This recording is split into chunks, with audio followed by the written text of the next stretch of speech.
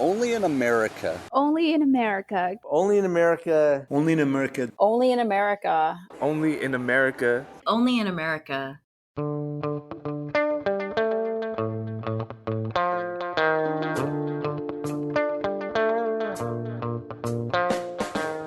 The 1990s fundamentally changed the United States immigration system. So, this week, let's learn about the 1990s and what it meant for a post-9/11 America and where we go from here. It is truly Congress that has been missing in action now for far too long where immigration is concerned. I mean, immigration agencies are laboring under a legal structure that dates back for legal immigration to 1990, to laws that deal with enforcement that date back to 1996. That is now 24 years and 30 years ago. And so much has changed since then. We simply don't have a structure that allows these agencies to do their jobs in the way that makes sense on the ground. From the National Immigration Forum, I'm Ali Nirani, and this is Only in America.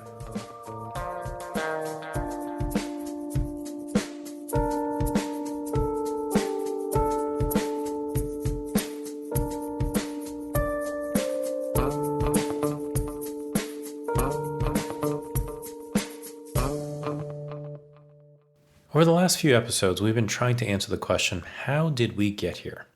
Why have immigration laws shifted so much over the last 100 years? What led to those changes?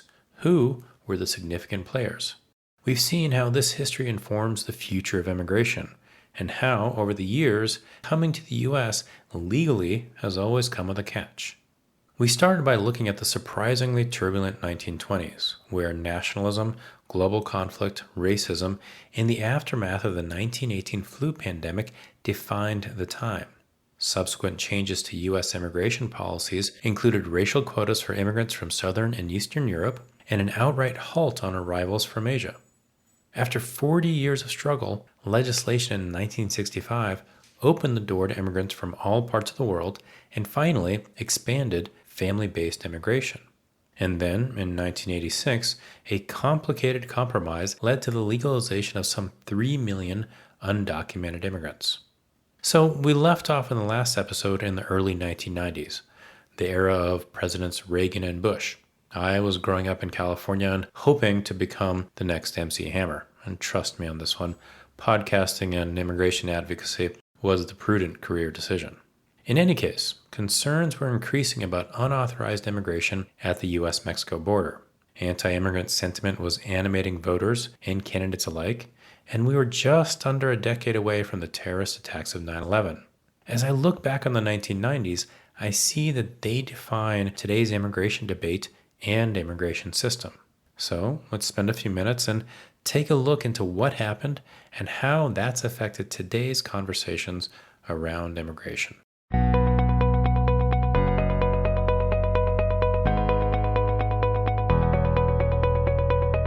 Support for the National Immigration Forum comes from the Carnegie Corporation of New York, supporting innovations in education, democratic engagement, and strengthening international peace and security. And from Humanity United. When humanity is united, we can bring a powerful force for human dignity. The word refugee is thrown around a lot, but who does it actually refer to? We want to tell you about a new podcast from Virginia Public Media called Resettled. Resettled shares the intimate moments of refugees' lives and explores the policies that shape their future in the United States. From navigating the healthcare system to budgeting for a family with no credit history, hear from resettled refugees not as victims or statistics, but from their experiences firsthand. Listen and subscribe to Resettled wherever you get your podcasts.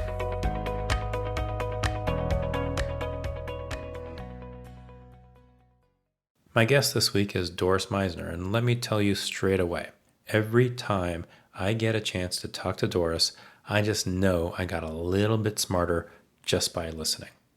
Doris was born in Wisconsin to parents who immigrated to the U.S. in the 1920s. She became acting commissioner of the Immigration and Naturalization Service under President Reagan and served as commissioner from 1993 to 2000 under President Clinton. She's currently a senior fellow and director of the U.S. Immigration Policy Program at the Migration Policy Institute. Doris, thank you so much for joining. I'm just really, really excited about this conversation. So thank you. Well, thank you. Thanks for asking me. So my first question is probably the toughest one, because it's the one question I'm going to ask that I have absolutely no idea what you're going to say. How did you get into immigration? Well, completely by accident, sort of the way life goes.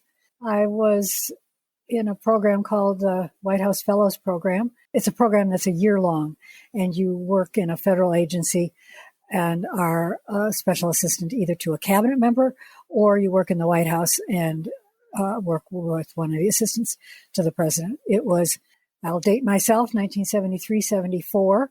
And I wanted to work in an agency, and I wanted to work in the Justice Department. And I was lucky enough to get placed there. I wanted to work there because Elliot Richardson was the Attorney General, and he had a great reputation for mentoring. And I was interested in legal issues. So when I got there, that was terrific, except for the fact that 6 weeks later, something called the Saturday Night Massacre happened.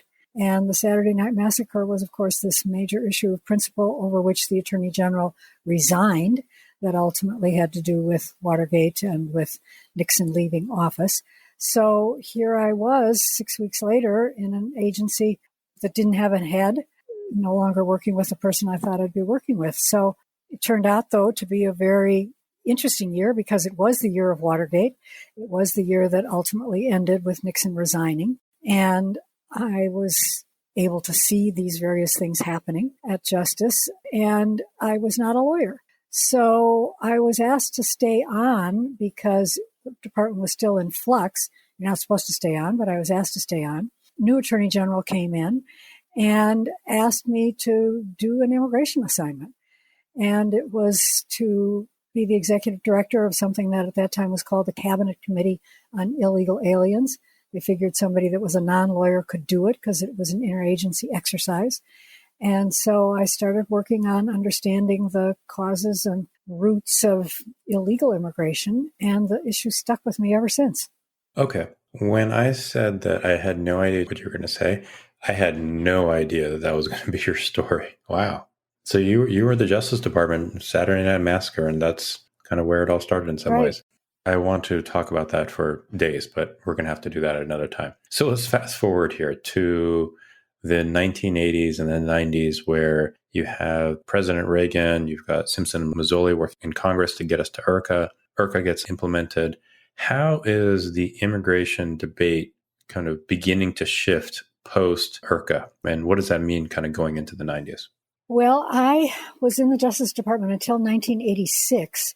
And then I left and came back in 1993. And what you're describing about a shift is certainly what I experienced at that time, because the period prior to the 1986 law was this period of very strong efforts to enact legislation that ultimately became IRCA. By the time we get into the 1990s, the implementation of IRCA is underway, but quite unevenly, in that the employer sanctions part of the IRCA three-legged stool is really not falling into place in the way that it needed to or that it was envisioned, largely because the law itself was very weak and there really wasn't a very good way of holding employers accountable for the people they hired. And so you start coming into the 1990s with more and more concern about illegal immigration across the southwest border, the post-IRCA period where legalization was taking place and so forth is pretty much winding down. However, the economy in the 1990s is roaring and job creation is very robust, and the overall economy is changing to move out of the industrial Northwest model, manufacturing as the cornerstone of the economy, into what we now have today and has developed since that time of the information and service economy.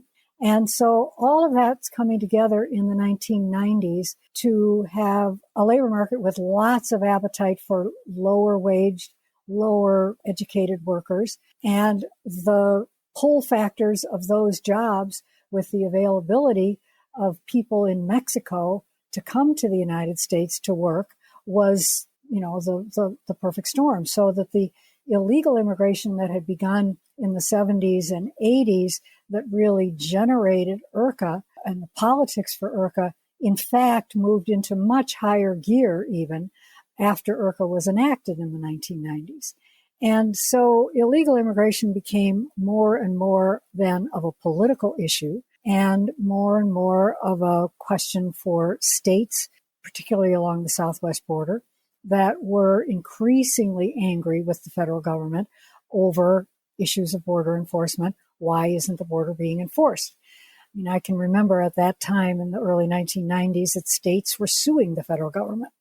Arizona, for instance, sued the federal government over healthcare costs for people that were in the country coming across the border illegally. Those were, of course, lawsuits that were political statements more than they were real legal actions, but those were the ways in which this dismay and this pressure surrounding illegal immigration was manifesting. And with it then being on the national agenda, you have the shift in Congress from Democrats controlling to Republican control, Newt Gingrich and the Contract with America pulling on the issue of illegal immigration then with Republican majority in the House and the ultimately enactment of laws in 1996 that were attempting to push back against all of that.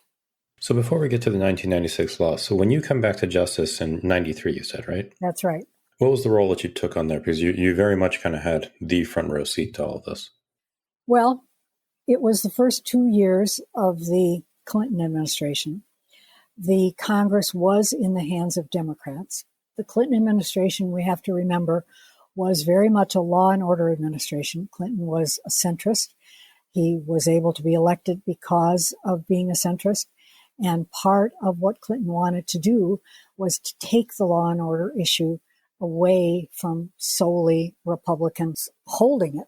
So law enforcement was a critical issue, and California was a critical issue. California, of course, having the largest number of voters and electoral votes in the country, was essential for a Clinton reelection in 96. And so the border and border enforcement became an important part of the Clinton administration's program and agenda. So the INS and the INS's responsibility to do things about the southwest border was front and center. At the same time, front and center happened to be issues that surrounded the asylum system, because in the first couple of months of the Clinton administration, 3 things happened in succession. I can't remember the order anymore, but they happened in very close succession.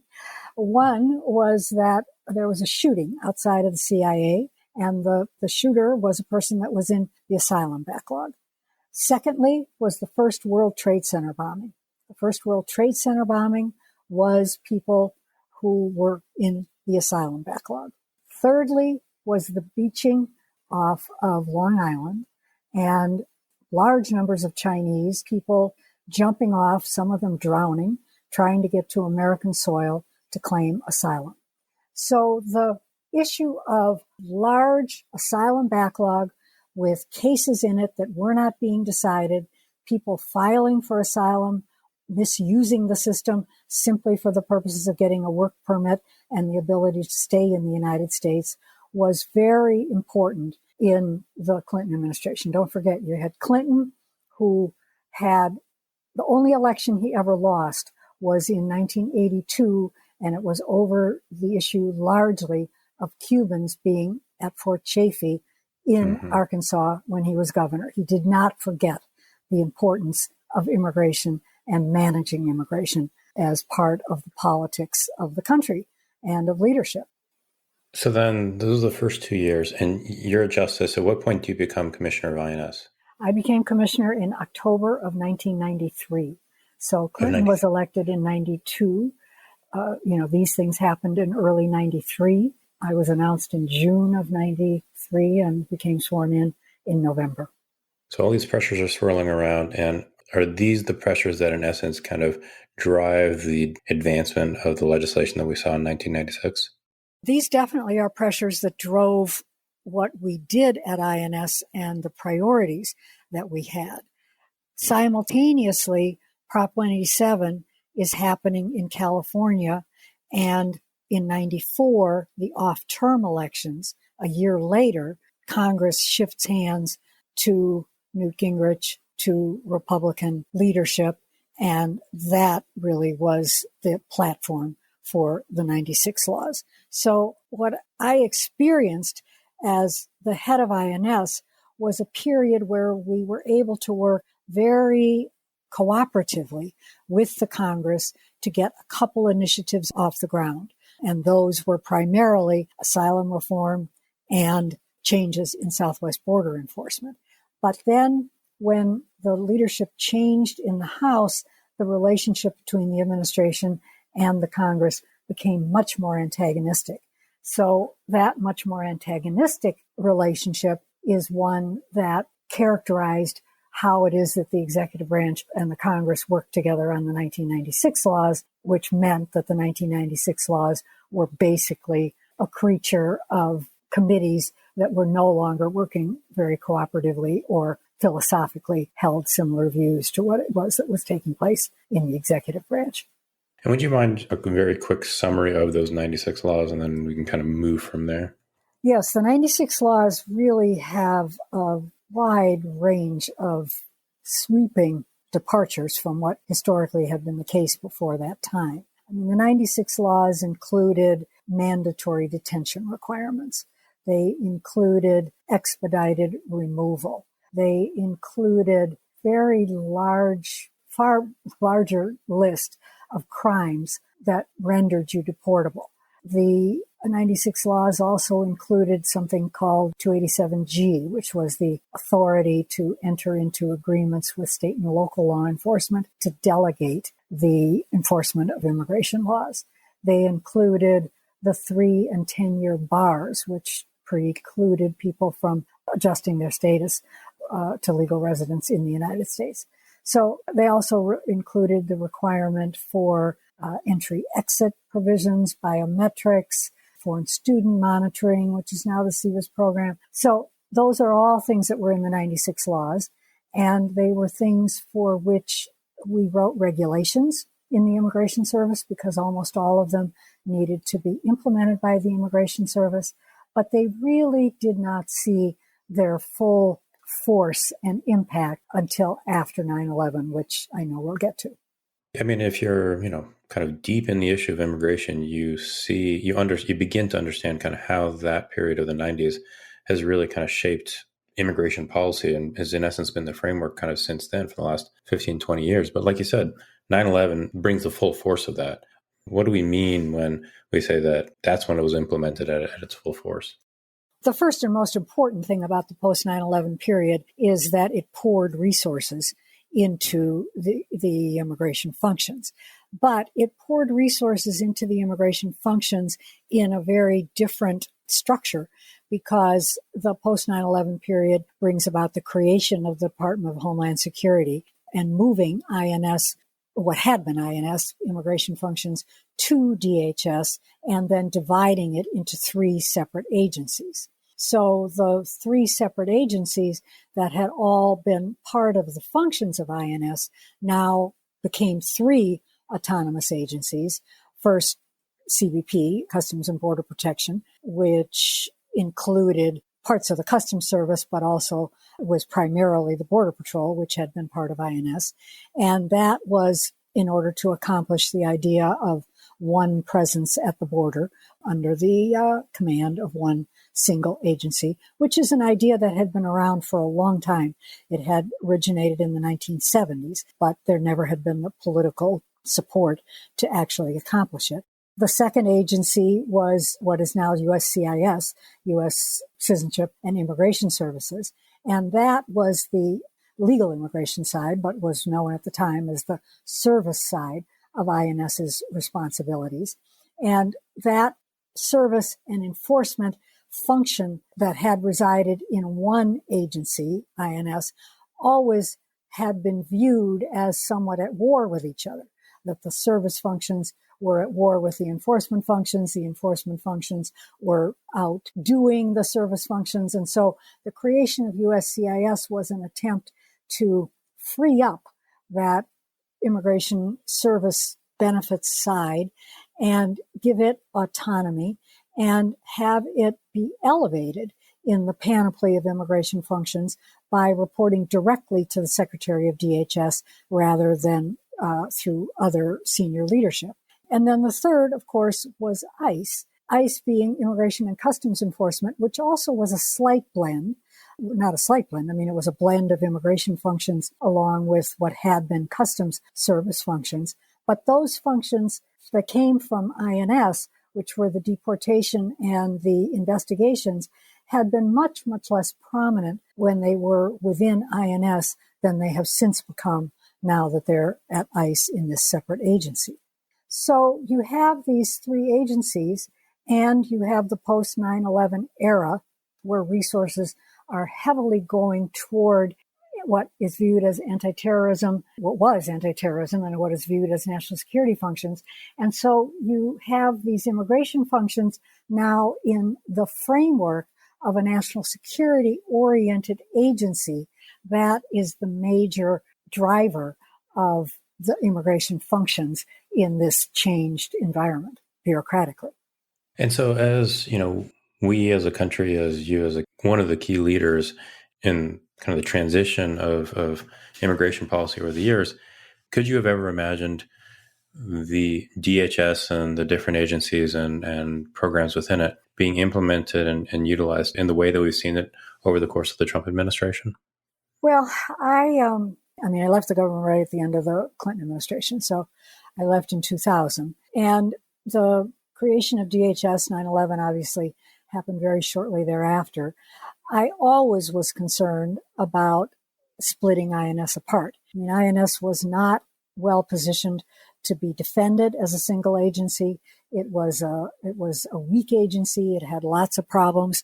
And although I think that we did some very good work at INS in the 1990s, the political circumstances surrounding 9/11 and surrounding the breakup of INS were just so overarching after 9/11 that the agency was not going to survive as a single agency. But I was always concerned that splitting it up would lead to what we have since seen. Now, I would not have imagined that the ways in which the dividing of the agency have manifest would have happened the way that they did, and certainly not in the most recent years. But it always, my own experience told me, and I always believed, that these functions that the INS carried out really were interrelated, and that the value of having them under a single leadership was the ability to make trade-offs, to set priorities, to manage the resources in a way that there would be some degree of coherence in the policies that actually were being used and implemented and felt. And I think you can see now in the way that the splitting up of the agencies has played itself out, how that integrating of functions is not happening, how difficult it is to actually get coherence in the policies. I mean, we see it the most dramatically, I think, at the border with the way in which the flows have changed and the prominence now that asylum plays and the inability that the agency has had, even prior to what has happened in this administration, to actually bring those pieces together in ways that adapt and respond to changing circumstances. That's been so much more dramatically demonstrated in the ways that the current administration has seen immigration policy. So if we're looking ahead to the next 30 years of immigration policy, what are the lessons that we should be drawing from the last 30? Well, there are lots of lessons. I mean, if one wants to talk just about the way in which the structure and the laws are administered, I would say that we've got to be able to be much more responsive to changes on the ground. I mean, immigration is such a dynamic issue and things change quickly and the laws simply haven't caught up. I actually think that the biggest issue, the biggest lesson does have to do with the statutory framework within which we're working.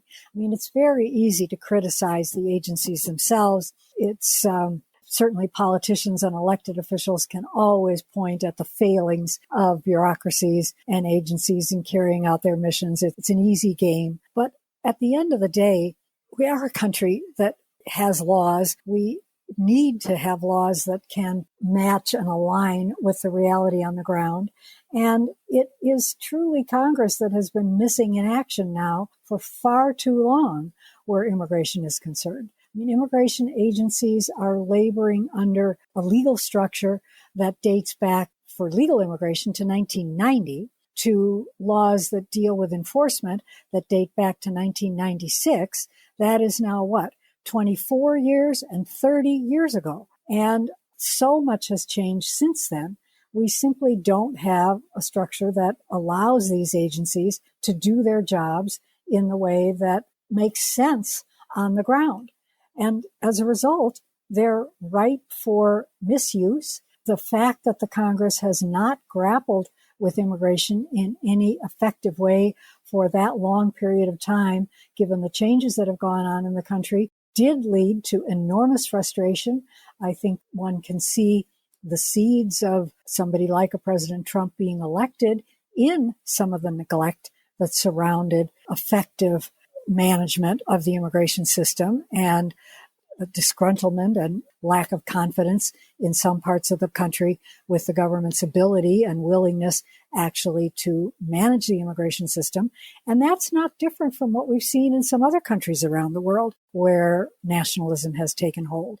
So I must say that I think the biggest lesson for me of the last 30 years is that we are a nation of laws, and if we want to be a nation of laws, we have to have laws that make sense. And where immigration is concerned, those laws just don't make sense.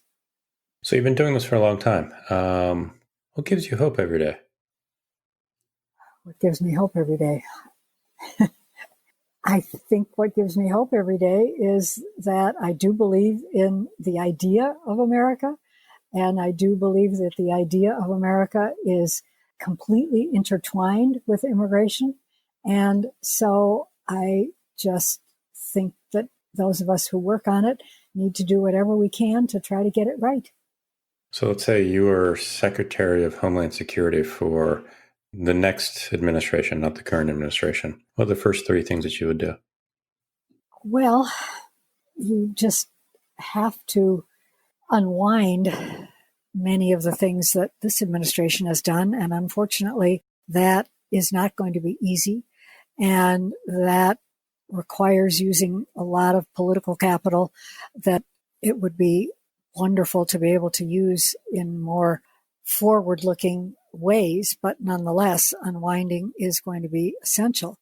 But at the same time, I would very much go to the Congress with an updated immigration law, because that is the key to an effective future where immigration is concerned. And finally, I think that I would say that the thing one can do quite quickly that would signal to the rest of the world that we are back in the game in a constructive way is to reinstate a serious refugee admissions program. Yeah. Doris, thank you so much for spending the time. And I just have one last question for you. The name of the podcast is Only in America. And a question that I ask all of our guests is just to finish this sentence, only in America, ... Only in America could I, as the child of immigrants, first in the family to get a college education, be on a podcast with you talking about the experiences of having been the Commissioner of the Immigration and Naturalization Service. Thank you so much, Doris. And not just thank you for all the amazing work that you do, but you've just always been an incredible friend, guide, mentor, advisor for me and the work that we do at the Forum. So thank you. Well, thank you. I feel likewise. You've been a great figure in all of this work that we do, and, we're going to get there.